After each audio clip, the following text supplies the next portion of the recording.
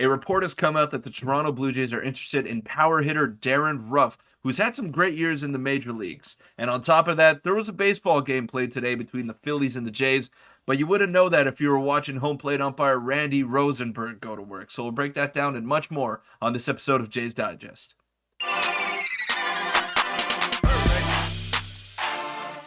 What's up, Jays fans? I'm your host, Peter Vryonis, alongside host Nick Gosse. Now, we want to thank you for all the support that we've gotten so far in spring training.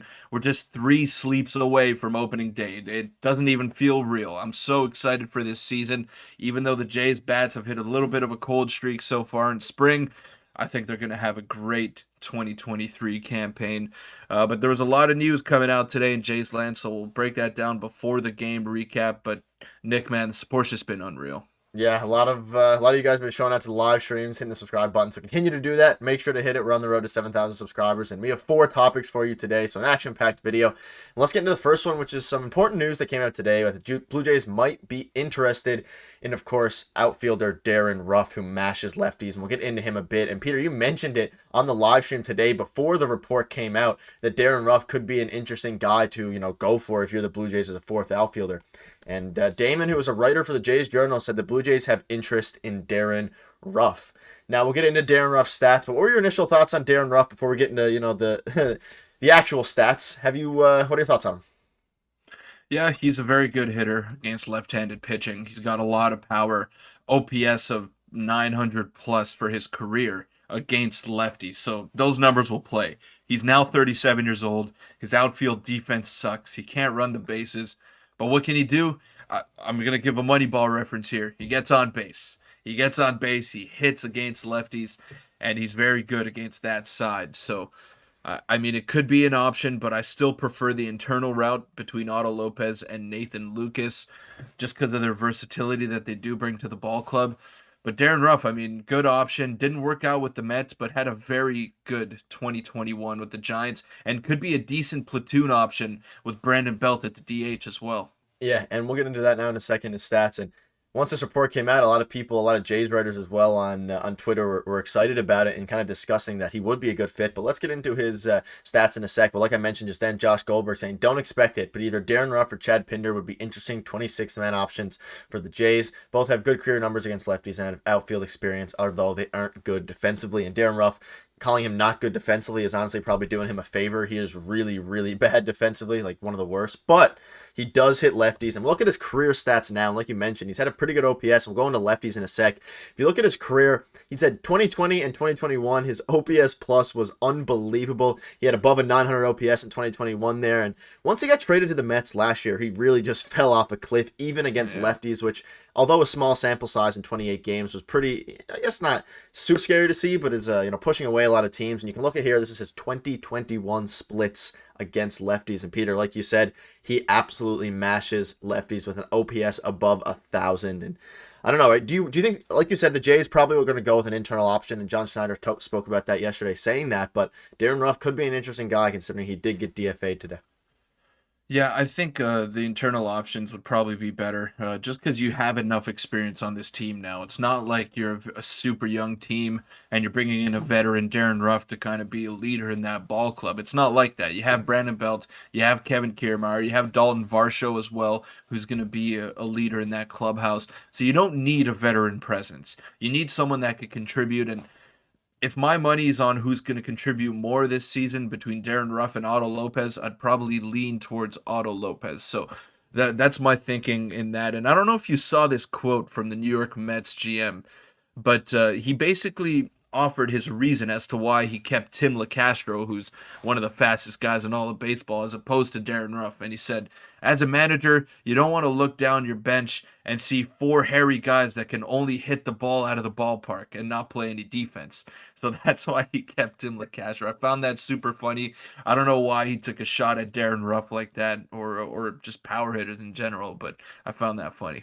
Yeah, that is. And I agree, though, with the fact that defense is going to play a key role, especially base running as well, is an underrated thing. And having Darrin Ruf on the team kind of eliminates a pinch running option, as he's never going to be a pinch hitter, whereas Otto Lopez can not only play multiple positions at a fairly, average to above average level depending where he plays, but can also run the bases. So let us know in the comments what your thoughts are on that. And let's get into the second topic now, which is a bit of a game recap. Not really, because as the time of recording, it's like the fifth inning. All the starters were pulled in the third and fourth inning. The game wasn't super exciting. But we're going to touch on Chris Bassitt a bit. And Peter, I'll let you take over here for a second. Should we worry about Chris Bassitt? And he's had a very poor spring, as you know, and we've discussed this in the channel a couple times. And this was before I could let you talk here. Quick thing by Josh saying, what will happen first in this game? Chris Bassitt will hit 93 miles per hour or miss a bat. Kind of throwing some shade at him there. And assuming he's done at 80 pitches, the final tally was he reached 93 miles per hour 0 times. He only swung a miss 4 times. And his velocity is down. He's hitting, 90 to 91 miles per hour. And he's never a power guy anyway, so I don't know if there's too much concern. But are you worried about Chris Bassitt in general, or do you think he's still just tuning it up?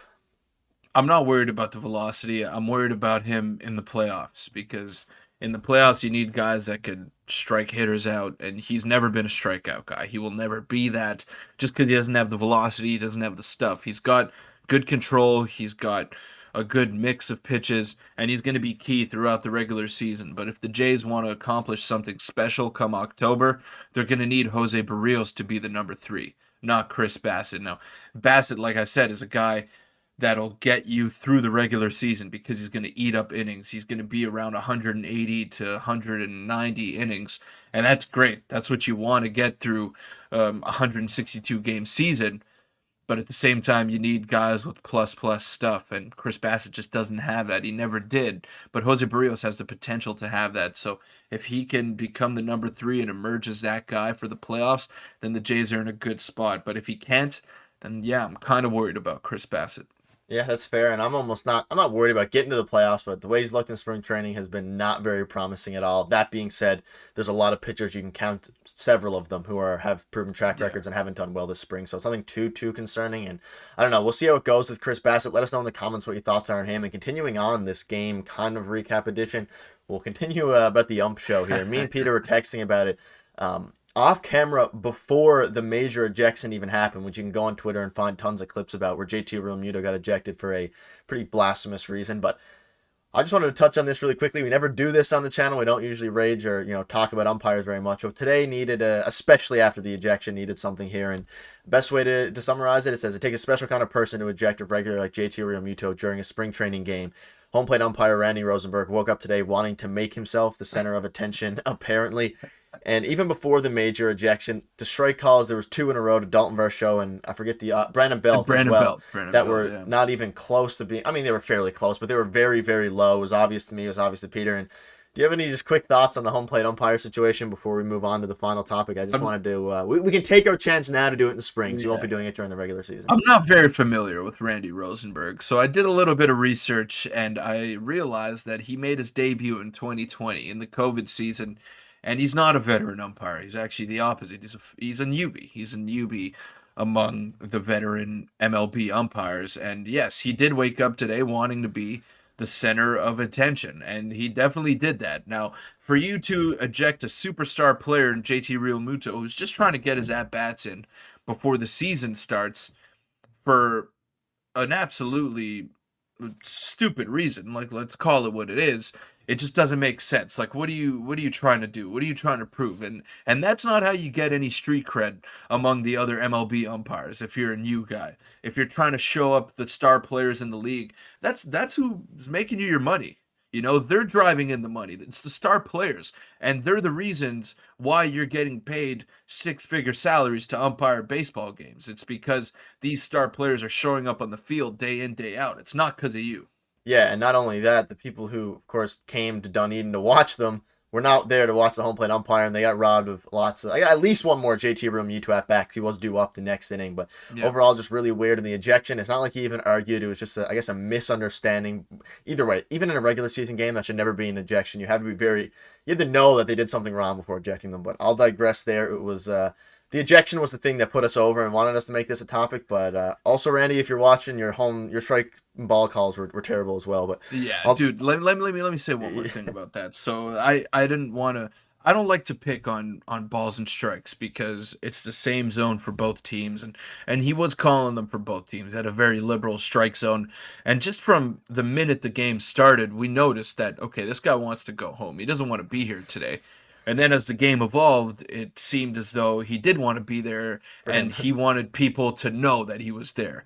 So let's hope this doesn't happen throughout the regular season, and Randy Rosenberg could be a reason as to why robo umpires are here sooner rather than later. Yeah, if you watched the game, let us know in the comments, and if you didn't, go on to Twitter and go look at that ejection because it was definitely worth looking at. But a quick final thing, a lighter-hearted topic, good news regarding Ricky Tiedemann. Of course, he had his minor injury, he had his soreness there, but good news today. Ben Nicholson-Smith tweeted this, saying that top Blue Jays prospect Ricky Tiedemann is fully back in action. He pitched in a minor league game yesterday, and he's of course going to start the season in the minor leagues, pitching on a 6-day rotation, but.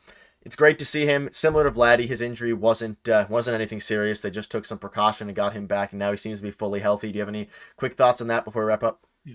Yeah, we brought it up a little bit in the pregame show, and he's going to be pitching one of every 6 days throughout the regular season, and that's good. I think that's going to be good for him, and then they're going to ramp it up to one out of every 5 days as the season progresses. And we got to see how he does in AAA before anointing him to the major leagues, but. I don't know. If he's pitching once every 6 days, then that leaves him some innings for later on in the season. And maybe, just maybe, he can play a role in that Blue Jays bullpen further down the line. Yeah, let us know in the comments. We discussed, like you said, on the pregame show, if you think that Ricky Tiedemann will play for the Blue Jays this season, maybe as a September call-up or maybe as a reliever in the playoffs. But let us know in the comments, and that'll wrap up this video. We're so close to opening day. It's been a grind, but we're excited to be there. Thank you guys for watching. Make sure to hit the subscribe button, and we'll see you tomorrow. Thanks.